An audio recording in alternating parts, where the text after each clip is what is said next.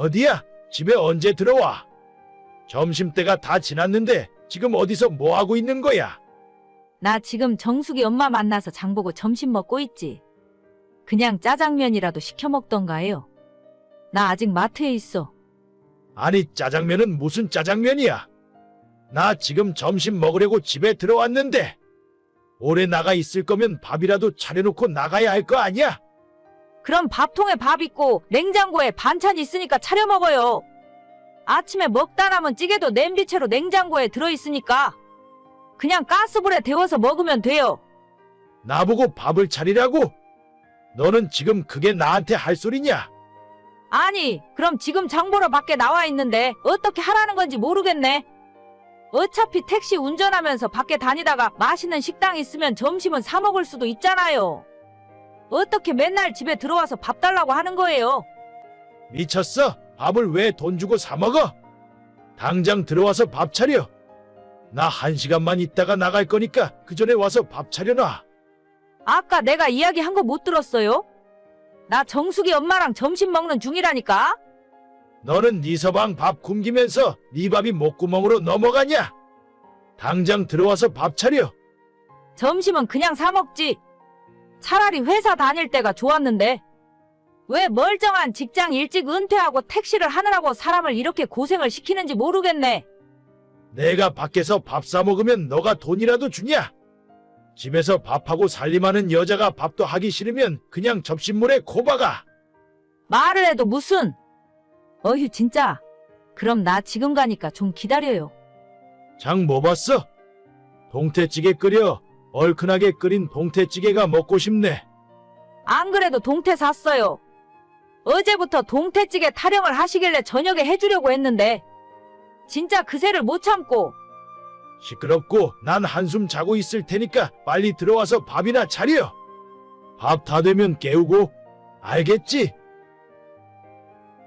저는 올해로 50이 조금 넘은 전업주부입니다. 남편은 멀쩡한 대기업 직장을 다니다가 정년을 몇 년 앞두고 먼저 회사를 나왔어요. 더 다니려면 끝까지 다닐 수도 있었지만 요즘 회사 사정도 별로 안 좋아지고 미리 그만두면 퇴직금을 더 준다는 소리에 조기퇴직 신청하고 나와버리더군요. 처음엔 평생 가족을 위해 고생한 남편이 일을 그만둔다고 해서 그냥 그러려니 했습니다. 집에서 쉴 것도 아니고 몇 년 전부터 택시 운전을 하며 유유자적 살고 싶다는 소리를 자주 했었거든요. 우리 남편은 요즘 시대에 맞지 않게 조금 가부장적이고 집안에서 본인의 권위를 엄청 세우려고 해요. 이런 남자를 강큰 사람이라고 한다던데 물 한 잔을 자기 손으로 떠다 먹는 법이 없습니다. 그나마 회사 다닐 때는 하루에 점심 한 끼를 회사에서 먹고 들어오니 그나마 나았는데 택시 운전을 시작한 뒤로는 아침, 점심, 저녁 세 끼 모두 저보고 차려달라고 해요. 집에서 살림하는 여자가 남편 밥 차리는 게 뭐가 그렇게 힘드냐 하실 수도 있지만 어째 나이를 먹을수록 점점 반찬 투정도 심해지고 저를 밥하는 식모쯤으로 여기는지 함부로 대하는 모습을 보며 점점 기분이 좋지 않았습니다. 나 지금 집에 가는 중이야. 모처럼 친구들 만나서 술 한잔 하기로 했거든. 20분쯤 후에 도착하니까 술상 좀 봐놔. 갑자기요? 지금 8시밖에 안 됐는데 무슨 벌써 술상을 봐달래? 그냥 친구들이랑 밖에서 먹어요. 우리 저녁도 아직 안 먹었으니까 아예 그냥 요기 될 만한 걸로 차려놔. 고기 좀 있나? 고기 있으면 신김치 썰어놓고 좀 볶아놔.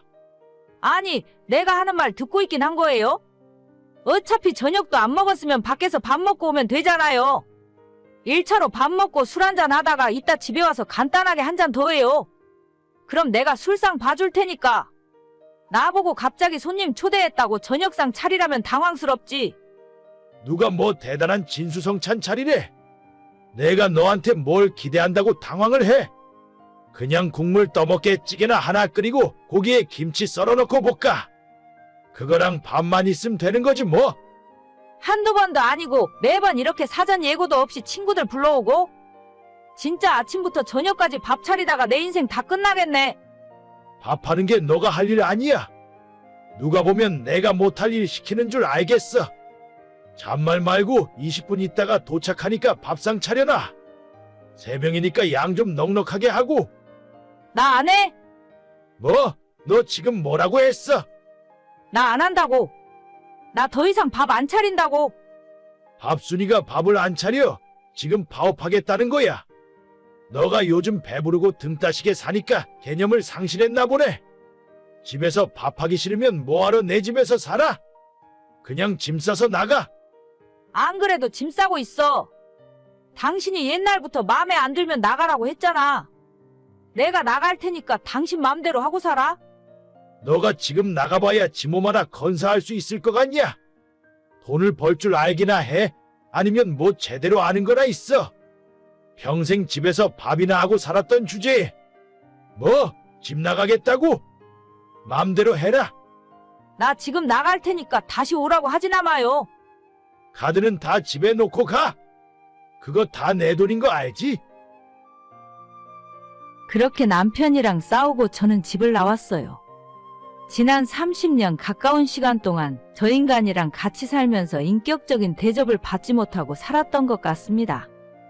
막상 나오니 막막했지만 일단 딸한테 연락을 했고 딸이 당장 자기 집으로 내려오라고 했습니다. 딸 집에서 며칠 지내면서 진짜 앞으로 어떻게 해야 하나 고민을 하고 있었죠. 예전에 딸을 어느 정도 키워놓고 저도 나가서 간단한 일을 해보려고 했었는데 남편이 여자가 무슨 일이냐며 집에서 밥이나 하라고 못하게 막더라고요. 생활비가 부족한 건 아니라서 그냥 그때는 남편 말을 들었는데 이런 날이 올 줄은 몰랐죠. 20대 이후로 돈 버는 일을 안 해봤으니 할 줄 아는 것도 없었고 딸네 집 근처 식당에서 일을 시작했습니다. 예전에는 저런 식당 일은 어떤 사람들이 하는 건가 싶었는데 그게 저였더라고요. 그리고 월급을 그렇게 많이 버는 일인 줄 몰랐습니다. 커다란 갈비집에서 주방보조로 일을 하는데 첫 월급을 300만 원을 받았고 6개월 뒤에 월급을 또 올려주겠다고 하는 겁니다. 이 돈이면 남편이 지금 택시를 하며 벌어오는 돈보다 훨씬 많은 돈이었어요. 아직 50대 창창한 나이라서 20년은 거뜬히 이 일을 할 수 있을 것 같고 딸은 이참에 아빠랑 이혼하고 재산받아서 갈라서라고 말을 해주었습니다. 야, 네 엄마 어디 있냐? 너네 집에 있지? 당장 오늘 안에 집으로 기어들어오라 그래. 안 그러면 영원히 못 들어올 줄 알아. 아빠는 엄마한테 기어들어오라는 말이 뭐야 대체. 아니, 아빠는 엄마한테 미안하지도 않아. 내가 그 여편네한테 뭐가 미안해? 밥하는 여자한테 밥하라고 한 게 그렇게 잘못이야? 진짜 아빠는 안 되겠다. 엄마 안 들어간대. 엄마 취직했어. 웃기는 소리 하고 있네. 평생 집에서 밥이나 하던 아줌마를 누가 돈 주고 써? 이 동네 근처에 갈비집에서 일하고 있어. 월급 300만 원 받는데. 뭐? 300만 원? 그 인간이 돈 버는 재주가 있었네. 앞으로 돈 벌라 하고 나는 놀러 다녀야겠다. 아직도 정신 못 차렸어? 엄마는 아빠랑 이혼하고 혼자 살 거야. 이혼하고 재산 분할하면 그 돈으로 집 구해서 살 거래. 이혼? 맘대로 하라 그래. 근데 재산 분할을 내가 왜 해줘? 평생 내가 뼈 빠지게 번 돈인데. 그냥 나가려면 지 혼자 나가면 되는 거지. 진짜 아빠는 뉴스도 안 보고 살아? 평생 가정주부로 살아도 재산 분할 해줘야 돼. 아무튼 나는 아빠한테 할 말 다 했어. 난 무조건 엄마 편이니까 나중에 이혼 소송할 때 서운해하지 마. 넌 그게 키워준 애비한테 할 말이냐? 야, 너네 엄마 안 오면 너라도 와서 밥 좀 차려라. 어휴, 아빠는 진짜 언제 정신 차릴래? 이제 아빠 밥 차려줄 사람 없다고. 엄마한테 손이 발이 될 정도로 빌어도 모자랄 판에 잘하는 짓이다. 그럼 나는 어떻게 살아? 야, 내가 이대로 참고 있을 것 같아. 딸이 남편이랑 하는 대화를 저도 옆에서 같이 보고 있었는데 참 가관이었어요. 어차피 집에 다시 들어갈 생각은 없었지만 정말 없던 정도 뚝 떨어지더라고요. 딸의 도움으로 변호사까지 만나서 이혼소송 준비 중이고 변호사 말로는 남편 재산의 최소 3분의 1에서 40% 정도는 제가 받아올 수 있을 거라고 하네요. 결혼 생활하면서 살림만 했기 때문에 재산은 아무것도 못 받는 줄 알았는데 이럴 줄 알았으면 진작에 할 걸 그랬나 봅니다. 돈이 들어오면 딸이 사는 집 근처에 저 혼자 살기 좋은 작은 집 구해서 손주도 봐주고 일도 하면서 그렇게 살 생각이에요. 오히려 남편한테 눈치 보며 생활비 받았을 때보다 제가 나가서 돈을 버니 당당하고 먹고 싶은 거 사고 싶은 게 생길 때마다 남편한테 혼날 걱정 안 해도 되니 너무 좋아요. 이혼소송 시작한 뒤로 남편이 지금이라도 집에 돌아오면 용서해주겠다고 하길래 앞으로 하고 싶은 말 있으면 변호사 통해서 하라고 해줬습니다. 끝까지 저한테 그동안 잘못했다, 미안하다는 소리는 못하나 봐요.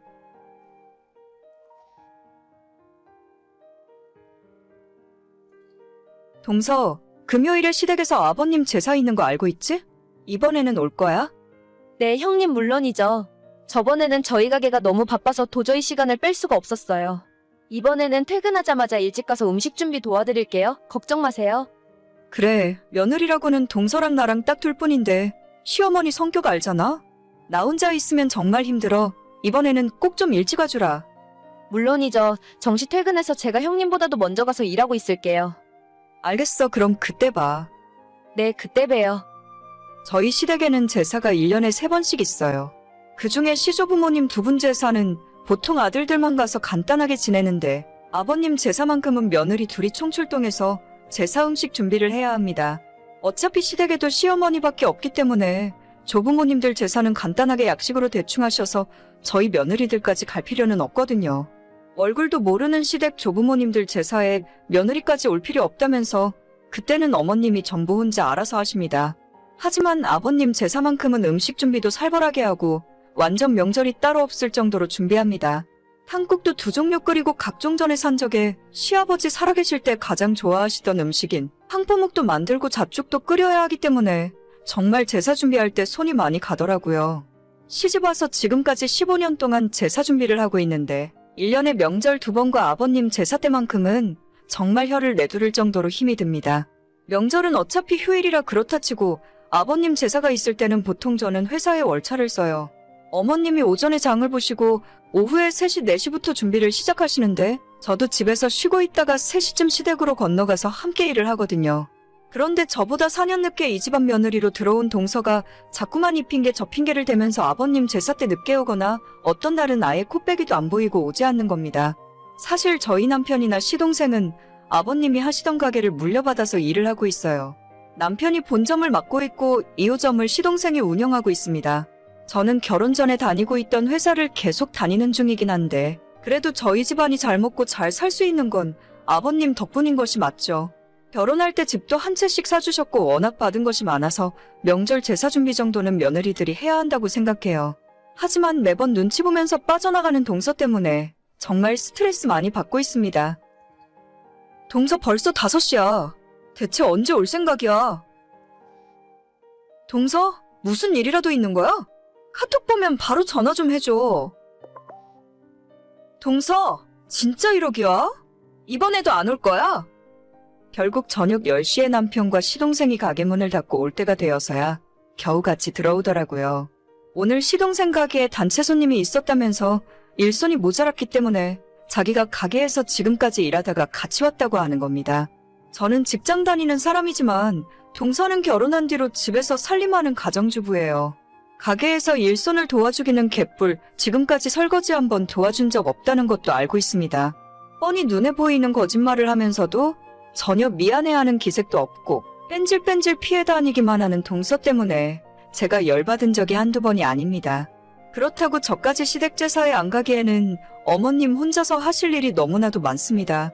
한 번은 너무 스트레스 받고 짜증나서 시어머니한테 하소연을 한 적도 있어요. 나는 회사 다니면서도 월차 내고 와서 일하는데 동서는 맨날 이 핑계 저 핑계 대고 도망 다니고 진짜 억울해 죽겠다고요. 하지만 우리 시어머니 정말 성품이 성인군자 저리 가라 하실 정도로 온화하신 분이라서 동서 때문에 서운하다는 식으로 이야기를 하면 음식 준비하는 것 자기 혼자 해도 되니까 저보고 저녁 9시에 천천히 오라고 하시는 분입니다. 결혼하고 지금까지 한 번도 시어머니가 화를 내거나 저희 며느리들에게 잔소리 한 번 하시는 걸 본 적이 없어요. 남들은 결혼할 때 집 사줬다고 본전 뽑겠다면서 시집살이 시킨다는데 저희 시어머니는 함부로 집에 찾아오신 적도 없고 오히려 손주들 태어날 때마다 수고했다면서 큰 액수의 용돈까지 며느리한테 쥐어주고 가시는 분입니다. 이러니 제가 어떻게 어머님을 외면할 수 있겠어요. 그런데 정말 성인군자 저리 가라 할 저희 시어머니가 올해 드디어 못 참고 폭발을 하셨는데 그게 또 동서 때문이에요. 지난달 말 아버님 제사를 이틀 앞두고 시어머니가 저와 동서에게 말씀을 하셨어요. 내일 모레 아버지 제사인 건 다들 알고 있지? 물론이죠. 네, 어머님, 알고 있어요. 내가 이번에는 몸이 너무 안 좋아서 도저히 준비를 못할 것 같구나. 너희들 둘이 일찍 와서 장부터 보고 음식 준비를 해줘야 할 것 같은데? 네, 제가 내일 회사 가서 하루 쉰다고 이야기할게요. 아침에 장 보러 제가 갈 테니까 걱정하지 말고 푹 쉬세요. 저도 형님을 도와서 같이 준비 열심히 할게요. 그래 고맙다. 내가 같이 가야 하는데 허리가 너무 아파서 일어날 수가 없구나. 만들기 힘든 건 다 빼도 되니까 잣죽이랑 황포묵만이라도 직접 만들어줬으면 좋겠네. 이번에만 너희들이 신경 좀 써주면 고맙겠다. 네, 아무 걱정하지 말고 쉬고 계세요. 어머님한테 잘 배웠기 때문에 문제 없어요. 맞아요. 저희 잘할 수 있어요. 저희 시어머니가 작년 겨울에 무릎 수술을 받으셨는데 그때 이후로 종종 허리가 아파서 고생을 하셨어요. 최근에는 집안에서 거동하시기도 힘들 정도라서 제가 자주 찾아가 반찬도 챙겨드리고 밀린 집안일도 대신 해드렸거든요. 그래도 어머님에게는 아버님 제사가 1년 중 가장 중요한 행사라서 그때까지는 꼭 쾌차하고 일어나실 거라 생각했는데 이번엔 정말 상황이 심각하긴 한가 보다 싶었습니다. 시어머니께서 신신당부를 하셨고 저도 다음날 회사에 출근해서 하루 월차를 냈어요. 그리고 아버님 제삿날 당일 오전 남편을 출근시키고 난 후에 일찌감치 시댁으로 향했습니다. 동서는 아직 도착하지 않았고 저는 일단 혼자서 장을 보러 가기로 했어요. 어머님이 적어주신 물건들을 받아들고 마트와 시장을 오가며 필요한 물건들을 전부 구입했습니다. 장을 다 보고 다시 시댁에 도착했더니 시간이 오후 2시가 넘었더라고요. 그때까지도 동서에게선 연락 한 번 없었고 저는 어머님과 함께 늦은 점심을 먹었죠. 동서 오늘은 진짜 늦으면 안 돼. 3시까지는 꼭 올 거지? 어머님 진짜 누워서 못 일어나신단 말이야. 나 정말 이러면 화낼 거야? 가게에서 일 안 하고 있는 거 내가 모를 줄 알아? 하지만 3시가 넘어버린 시간에도 동서가 오지 않아서 저는 이번에도 또 땡땡이를 치려는가 보다 생각하고 동서의 도움을 포기한 채로 혼자 제사 준비를 하기 시작했습니다. 저 혼자 일을 하고 있으니까 어머님께서 왜 미련하게 혼자 하느냐고 동서에게 전화를 걸었어요. 하지만 제 연락도 안 받는데 어머님 연락이라고 받겠습니까? 보나마나 가게가 바빠서 도와줬다는 핑계를 대면서 저녁 10시나 되어야 오던지 하겠죠. 혼자서는 힘들어서 못한다며 어머님이 자기가 도와주겠다고 나섰지만 자리에 앉아있기도 힘든 사람이 무슨 일을 하겠어요. 어머님은 그냥 안방에 누워 계시라고 하고 저 혼자 할 수 있는 데까지 하겠다 오기를 부렸습니다. 도저히 못할 것 같은 몇 가지는 아예 제껴놓고 제사상에 올라가는 필수적인 것들부터 하기 시작했어요. 이리 뛰고 저리 뛰고 원래 시집 오기 전에는 요리라는 건 전혀 모르고 살았는데 속으로 괜히 죄 없는 남편 욕을 엄청 하면서 혼자 음식 준비를 했죠. 시어머니가 자꾸 제 눈치를 보시면서 도와주려고 하시길래 안방에 붙들어 메어놓고 다행히 남편이 오기 전에 일을 다 끝낼 수 있었어요. 동서는 이번에도 시동생과 함께 오늘 가게가 얼마나 바빴는지 아냐면서 너무 미안하다고 다음엔 꼭 일찍 와서 도와드리겠다고 약을 올리더군요. 저는 화낼 기운도 다 사라질 정도였고 빨리 집에 가서 쉬고만 싶었습니다. 어머님이 저 대신 혼을 내주실 거라 생각했지만 평소처럼 아무런 말씀 안 하시더라고요. 하지만 며칠 뒤에 어머님으로부터 뜻밖의 소식을 듣게 되었어요. 큰애야, 너 이번 주 주말에 시간 좀 비워라. 저요? 시간이야 많은데 갑자기 무슨 일이세요? 뭐 시키실 일이라도 있으세요?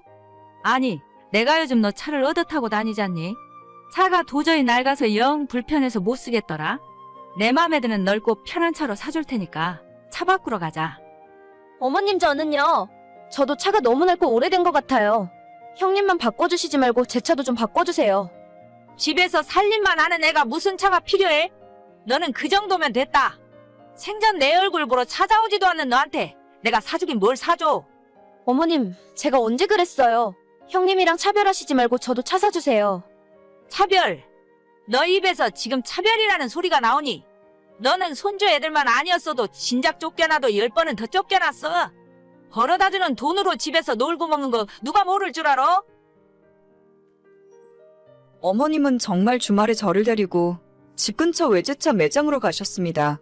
우리 며느리한테 좋은 차 한 대 사주려고 한다고 말씀하셨고, 진짜 그날 그 자리에서 제 마음에 쏙 드는 차를 한 대 계약해 주시더라고요. 가장 비싼 큰 차를 사라고 하셨는데 그건 제 운전 실력으로 주차하기도 힘들고 좁은 골목 다니기도 힘들 것 같아서 적당한 걸로 골랐어요. 어머님이 계약금 내주시고 차 나오기까지 2달 정도 걸린다고 해서 그때 현금으로 전부 내주시기로 했습니다. 동서는 이제 와서 뒤늦게 뭔가 깨달았는지 일주일에 2-3번씩 어머님 댁을 찾아가는데 아직도 어머님이 분이 덜 풀리셔서 찬바람이 쌩쌩 불고 있네요. 그동안 한 번도 며느리들에게 화내신 적 없고 서운해하신 적 없으셨는데 저 혼자 아버님 제사 준비하면서 땀 뻘뻘 흘리는 모습이 퍽 안쓰러워 보이셨나 봐요. 얼마 후면 허리 수술까지 하실 텐데 빨리 회복하셔서 예전처럼 건강하게 다니셨으면 좋겠어요. 저는 동서 덕분에 팔자에도 없던 외제차도 얻어 타보고 정말 땡 잡은 기분입니다. 고마워 동서. 앞으로도 계속 그렇게만 해. 오늘의 사연은 여기까지입니다. 구독과 좋아요, 알림 설정은 정말 많은 힘이 됩니다. 다들 행복하시고 좋은 하루 되세요.